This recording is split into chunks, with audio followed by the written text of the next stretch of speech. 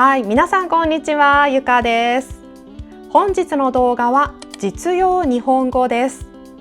実用日本語シリーズでは日本人同士の自然な会話からよく使う表現が学べます。今日は本屋さんで買い物をする時の表現を一緒に勉強しましょう。先日私が埼玉県へ行った時に、本屋さんでこの本を購入しました。この本を購入する時にレジで店員さんと少し会話をしました。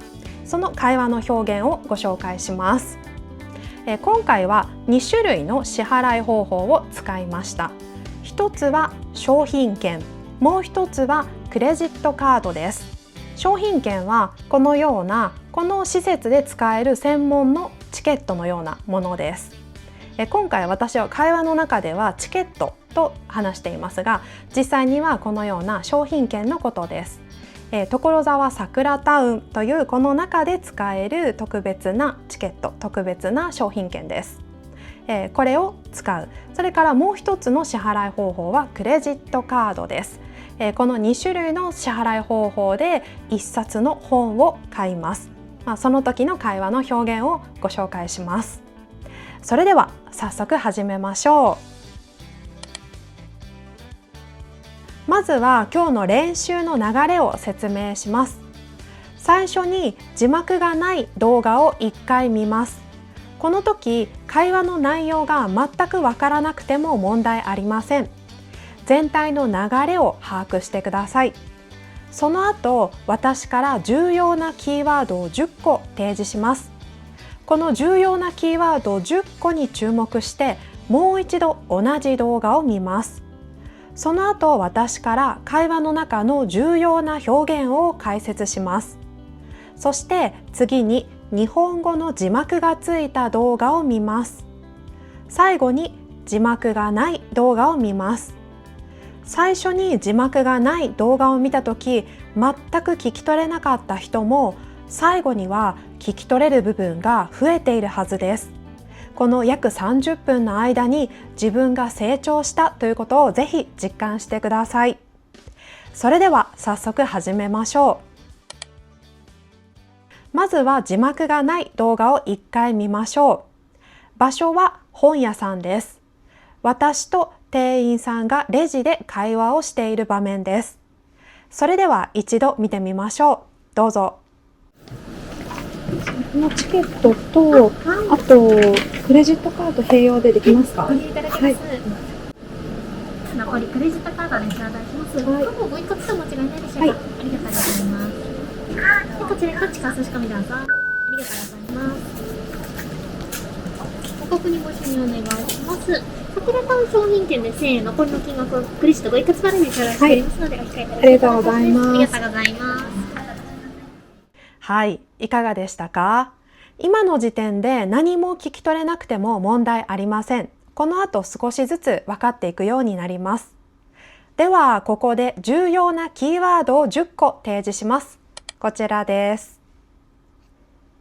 チケット、クレジットカード、併用、ご利用いただけます。残り、頂戴します。ご一括、タッチ、差し込み、ご確認。はい。それではこのキーワード10個に注目してもう一度同じ動画を見てみましょう。どうぞ。このチケットと、あとクレジットカード併用でできますか？ご利用いただけます。はい、残りクレジットカードで頂戴します。はい、ご一括とお間違いないでしょうか？はい、ありがとうございます。でこちらから地下差し込みどうぞ。ありがとうございます。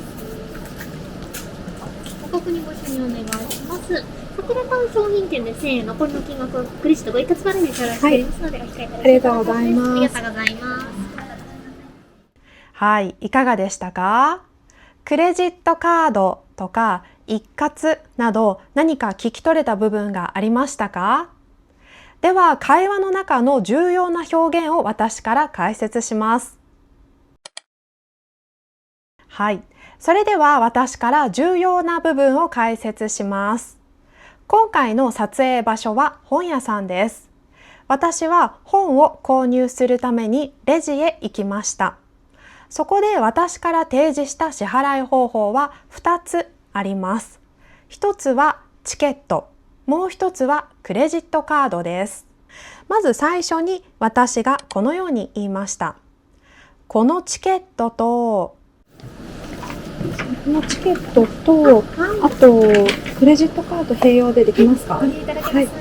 ここでは私はチケットを渡しながらこのように言いました。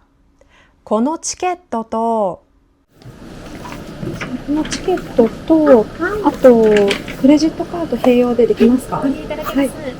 そして店員さんは、はいと言いました。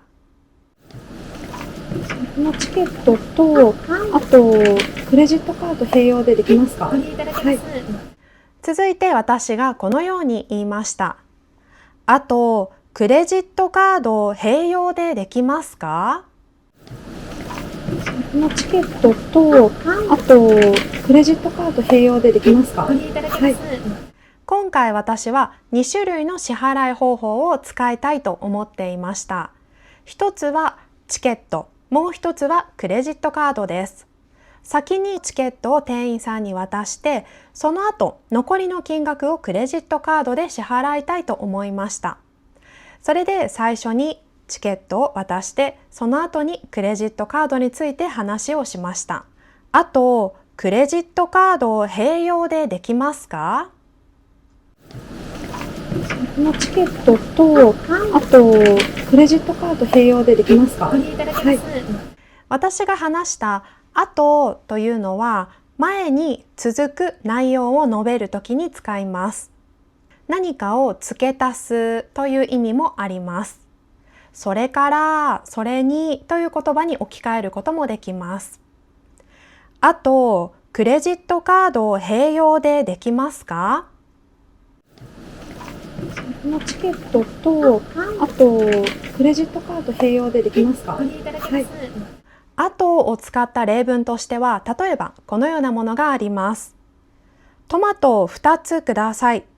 あと、このナスもください。最初にトマトをくださいと言いました。そして追加でナスもくださいと言いました。その時、追加の部分の文に対してあとと言います。トマトを2つください。あと、このナスもください。続いて私が話した文の中の併用という単語を見てみましょう。併用というのは2つ以上のものを一緒に使うこと、同時に使うこと、それを併用と言います。あと、クレジットカードを併用でできますか？このチケットと、あとクレジットカード併用でできますか？併用を使った例文としては、例えばこのようなものがあります。チケットとクレジットカードを併用して支払います。チケットとクレジットカード、それを一緒に使います。チケットとクレジットカードを併用して支払います。それから2つ目の例文。祖母は2種類の薬を併用しています。例えば、朝は血圧の薬を飲みます。昼はまた別の薬を飲みます。1日の中で2つの薬を毎日飲んでいるという場合、それも併用と言えます。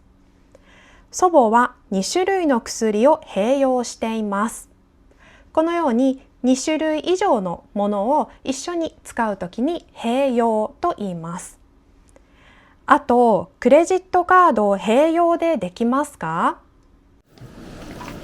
このチケットと、あとクレジットカード併用でできますか？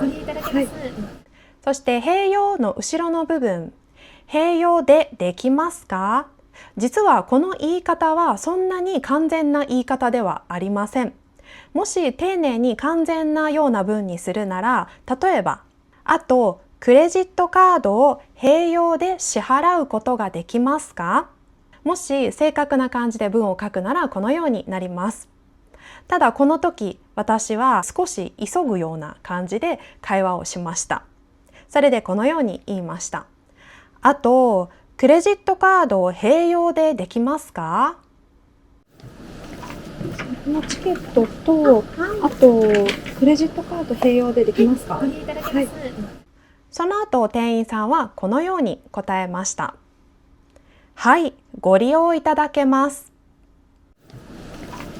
このチケットと、あと、クレジットカード併用でできますか？ご利用いただけます。はい。ご利用いただけます。この表現は店員さんがよく使います。お、ご、何々いただくという、これは敬語表現の一つです。相手の行動に対して使います。今回はこの発言をしたのは店員さんです。利用するのは私です。店員さんから見て相手は私ですね。ご利用いただけます。このチケットと、あと、クレジットカード併用でできますか？ご利用いただけます。はい。いただくというのはもらうと同じ意味です。なので、ご利用いただくイコール利用してもらうです。今回はご利用いただくの最後のいただくの部分が可能の形でご利用いただけるとなりました。意味は利用してもらうことができるです。はい、ご利用いただけます。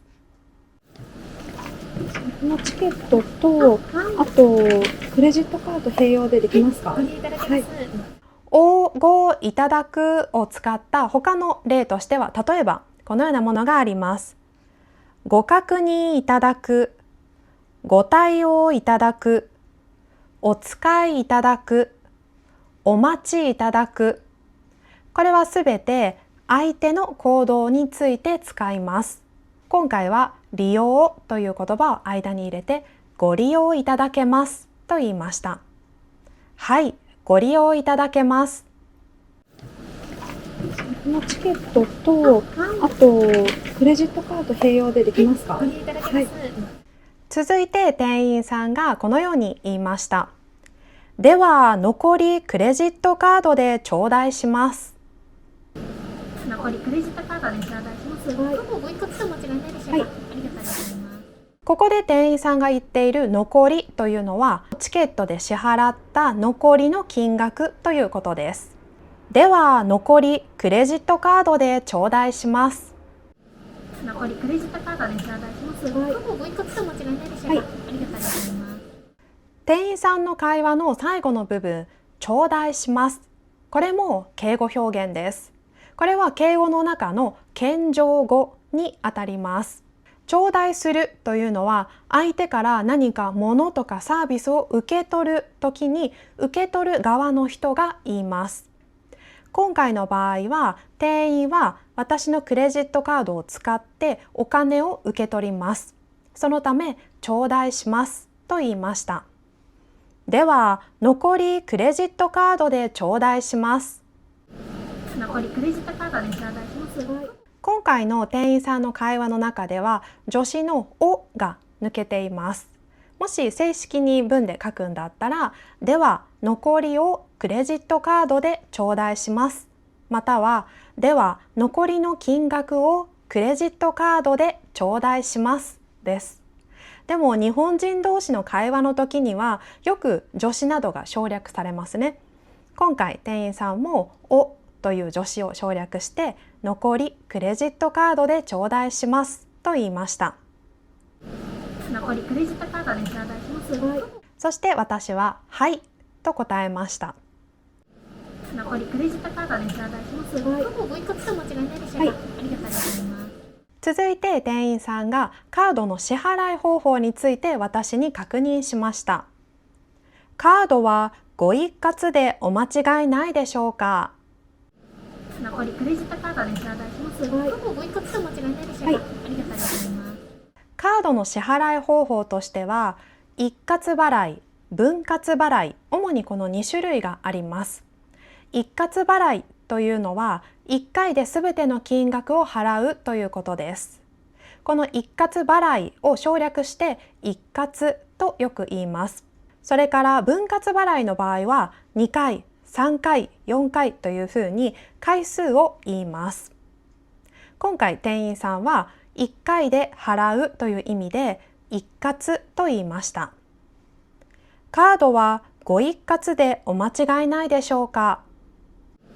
残りクレジットカードで頂戴します。ほぼご一括でお間違いないでしょうか？ありがとうございます。そして今回の店員さんの会話の中には丁寧な印象を与えるごとおが両方出てきます。ご一括とお間違いです。一括という名詞の前にはごをつけています。間違いの前にはおをつけています。このように名詞の前にお、ごをつけると丁寧な印象を与えることができます。この後出てくる他の会話の部分でも実はお、ごが出てきます。例えば、ご確認、ご一緒、ご一括払い、お控え。このようにお、ごをつけることで丁寧な印象を与えられます。カードはご一括でお間違いないでしょうか？残りクレジットカードで頂戴します。ほぼご一括でお間違いないでしょうか？ありがとうございます。最後の部分、お間違いないでしょうかは、間違いがありませんかという質問です。残りクレジットカードで頂戴します。ほぼご一括でお間違いないでしょうか？ありがとうございます。お間違いないでしょうかと聞かれた時の返答の仕方としては、例えばこのようなものがあります。はい、間違いありません。はい、一括でいいです。いいえ、2回払いでお願いします。このように、お間違いないでしょうか、間違いがありませんかと聞かれて、間違いがない場合は、最初にはいと言います。そして後にもしもう少し続けるなら、はい、間違いありませんと言います。もし間違いがある場合には、いいえと言います。お間違いないでしょうか？いいえ、間違いがあります。いいえ、分割払いでお願いします。このように答えます。今回私は店員さんが話した内容に間違いがないと思ったので、はいと答えました。カードはご一括でお間違いないでしょうか？はい。残りクレジットカードで頂戴します。ほぼご一括でお間違いないでしょうか？ありがとうございます。そして最後に店員さんがありがとうございますと言いました。残りクレジットカードで頂戴します。ほぼご一括でお間違いないでしょうか？ありがとうございます。続いてカードを使って支払いをする場面です。店員さんが私にこのように言いました。こちらにタッチか差し込みどうぞ。こちらにタッチか差し込みどうぞ。ありがとうございます。タッチというのは触れる、軽く当たるという意味です。今回の場合はクレジットカードを機械に軽く当てる、軽く触れるという意味でタッチを使いました。こちらにタッチか差し込みどうぞ。こちらにタッチか差し込みどうぞ。ありがとうございます。タッチを使った例文としては、例えばこのようなものがあります。カードをタッチする。最初に画面を軽くタッチしてください。続いて、差し込みという名詞が出てきます。差し込みは名詞です。これは動詞もあります。動詞は差し込むです。例えば、差し込むという動詞を使った例としては、このようなものがあります。機械にカードを差し込む。ドアの隙間に手紙を差し込む。このように動詞の場合は差し込むと言います。今回店員さんはその名詞の差し込みを使いました。こちらにタッチか差し込みどうぞ。こちらにタッチか差し込みどうぞ。ありがとうございます。そして続いて支払いがすべて終わったので、出てきた支払いの記録を見ながら店員さんがこのように言いました。ご確認ご一緒にお願いします。ご確認ご一緒にお願いします。こちらから商品券で1000円、残りの金額をクレジットご一括払いに支払していますので、お控えいただきます。ありがとうございます。ありがとうございます。ここでもごが2回出てきますね。ご確認、ご一緒。このごというのは丁寧な印象を与えることができるものです。お何々、ご何々というふうに名詞につけます。今回はご確認、ご一緒と2回連続で出てきました。ご確認、ご一緒にお願いします。ご確認ご一緒にお願いします。そして続いて具体的な支払いの内容について説明をしてくれました。さくらタウン商品券で1000円。残りの金額をクレジットご一括払いで頂戴しておりますので、お控えとレシートのお返しです。ご確認ご一緒にお願いします。さくらタウン商品券で1000円、残りの金額をクレジットご一括払いで頂戴しておりますので、お控えください。ありがとうございます。ありがとうございます。はい、この部分は少し早いですよね。ちょっと一つ一つ見ていきましょう。まずは商品券です。さくらタウン商品券。この買い物をした場所は所沢さくらタウンという、場所です。で、その場所で使える商品券を私は使いました。なので最初にその商品券でいくら払ったのかということを説明しました。さくらタウン商品券で1000円。さくらタウン商品券で1000円、残りの金額をクレジットご一括払いで頂戴しておりますので、さくらタウン商品券で1000円。残りの金額をクレジットご一括払いで頂戴しておりますので、さくらタウン商品券で1000円、残りの金額をクレジットご一括払いで頂戴しておりますので、そして続いてクレジットカードの支払いの結果についても伝えてくれました。残りの金額をクレジットご一括払いで頂戴しております。さくらタウン商品券で1000円、残りの金額をクレジットご一括払いで頂戴しておりますので、ここでの残りの金額というのは全体の本の値段から1000円を引いたその残りということです。残りの金額をクレジットご一括払いで頂戴しておりますので、さくらタウン商品券で1000円、残りの金額をクレジットご一括払いで頂戴しておりますので、一括払いというのはさっきも出てきましたが、1回で全部の金額を支払うというクレジットカードの支払い方法です。残りの金額をクレジットご一括払いで頂戴しておりますので、さくらタウン商品券で1000円、残りの金額をクレジットご一括払いで頂戴しておりますので、それから頂戴するというこの動詞もまた出てきましたね。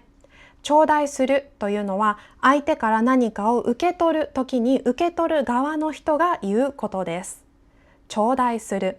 今回は頂戴するのするの部分が頂戴しておりますと変化しています。頂戴しておりますイコール頂戴していますです。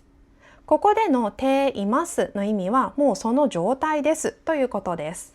すでに支払いが完了してその結果を印刷してくれました。もうその状態です。なので、頂戴しておりますと言いました。さくらタウン商品券で1000円。残りの金額をクレジットご一括払いで頂戴しておりますので、さくらタウン商品券で1000円、残りの金額をクレジットご一括払いで頂戴しておりますので、そして続いてこのように言いました。お控えとレシートのお返しです。さくらタウン商品券で1000円、残りの金額をクレジットご一括払いで頂戴しておりますので、お控えください。ありがとうございます。ありがとうございます。クレジットカードで商品の金額を支払ったときにレシートと控えが渡されます。クレジットカードで支払いをしたときに機械から紙が出てきますね。その紙の中でお客さんがもらうその記録を控えと言います。今回はその控えという名詞の前に丁寧のおをつけてお控えと言いました。お控えとレシートのお返しです。さくらタウン商品券で1000円、残りの金額をクレジットご一括払いで頂戴しておりますので、お控えください。ありがとうございます。ありがとうございます。レシートというのは商品とかサービスを購入した時のその記録、取引の内容を書いたものです。一般的にはレジから自動的に印刷して出てきます。お控えとレシートのお返しです。さくらタウン商品券で1000円、残りの金額をクレジットご一括払いで頂戴しておりますので、お控えください。ありがとうございます。ありがとうございます。そして最後に私と店員さんはお互いにありがとうございますと言いました。こちら単商品券で1000円、残りの金額をクレジットご一括払いで支払いしておりますので、お控えいただきます。ありがとうございます。ありがとうございます。じゃあ今の店員さんの部分少し長かったので、前からね全部確認しましょう。ご確認ご一緒にお願いします。桜タウン商品券で1000円。残りの金額をクレジットご一括払いで頂戴しておりますので、お控えとレシートのお返しです。ご確認ご一緒にお願いします。桜タウン商品券で1000円、残りの金額をクレジットご一括払いで支払いしておりますので、お控えいただきます。ありがとうございます。ありがとうございます。はい、お疲れ様でした。それでは続いて日本語の字幕がついた動画を見てみましょう。今一つ一つの表現について確認をしたので、字幕があれば全体の会話内容が理解できるはずです。ぜひ挑戦してみましょう。それではどうぞ。このチケットと、あとクレジットカード併用でできますか？ご利用いただけます。残りクレジットカードで支払いします。はい。どうもご一括と間違いないでしょうか？はい。ありがとうございます。でこちらにタッチか差し込みどうぞ。ありがとうございます。ご確認ご一緒にお願いします。桜タウン商品券で1000円、残りの金額をクレジットご一括払いで支払いしておりますので、お控えいただきます。ありがとうございます。ありがとうございます。はい、いかがでしたか？一括払いとかレシート、お控えなど新しい表現が理解できましたか？それではこれから字幕がない動画を見ます。今日最初に字幕がない動画を見たとき何もわからなかった人もこれから見るときにはわかる内容が増えているはずです。今日の約30分の間に自分が成長したということをぜひ実感してください。それでは見てみましょう。どうぞ。このチケットと、あとクレジットカード併用でできますか？ご利用いただけます。はい。残りクレジットカードで支払いします。はい。どうもご一括と間違いないでしょうか？はい。ありがとうございます。でこちらにタッチか差し込みどうぞ。ありがとうございます。ご確認ご一緒にお願いします。桜タウン商品券で1000円、残りの金額をクレジットご一括払いで支払いしておりますので、お控えいただきます。ありがとうございます。ありがとうございます。それから最後に追加である単語を紹介したいと思います。それはブックカバーです。日本の書店はそれぞれにオリジナルのブックカバーを用意していることがあります。これは店によって違います。用意してある店もあるし、用意してない店もあります。大手の書店だと大抵どこでもあるんじゃないかなと思います。もし皆さんが本を買った時にカバーが欲しいと思ったら、店員さんにこのように言ってください。ブックカバーをつけてもらえますか？ブックカバーをつけてもらえますか？このブックカバーは一般的には無料です。紙で作られたオリジナルのブックカバーです。もし興味がある方はね、ぜひ店員さんに言ってみてください。また、店員さんの方から皆さんに提案される場合もあると思います。ブックカバーをお付けしますか？この時、ブックカバーが欲しい、ブックカバーをつけて欲しいと思ったら、はい、お願いしますと言います。もしブックカバーはいらないと思ったら、いいえ、結構ですとか、いいえ、大丈夫です、ありがとうございますと言います。はい、それでは本日の動画はここまでです。それではまた次の動画でお会いしましょう。バイバイ。今天我想问你一个问题，您的人生目标是什么？其实我的人生目标一直没变。我想最后的瞬间回顾人生说，楽しかった。所以我想让自己经验更多好玩的事，想让自己看更多美丽的东西。